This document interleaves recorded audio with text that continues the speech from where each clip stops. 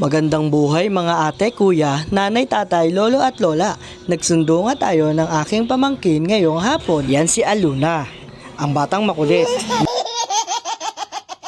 At pagbalik nga natin ng shop, dumating nga ang magde-deliver na ating in-order sa TikTok. Nasa halagang 192 nga ang ating binayaran. Pero ang binigay natin sa rider ay 200. Sabi ko, okay na yan sir. Sa'yo na yung sukle. Ingat ha. At napa-thumbs up nga ako dyan. Sabay ngiti. At hindi na nga ako nakapag-antay.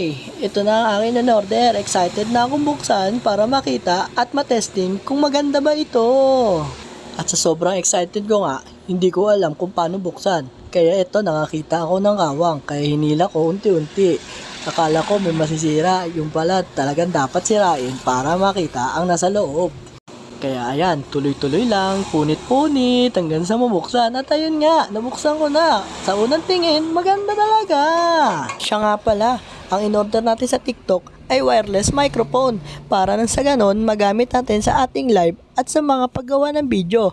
Dalawang mic nga pala itong in-order ko na may kasamang indicator. At kasama na rin pala yung kanyang cord charger. Kaya yon mga kuya ate, maraming salamat sa pakikinig at sa panonood nyo.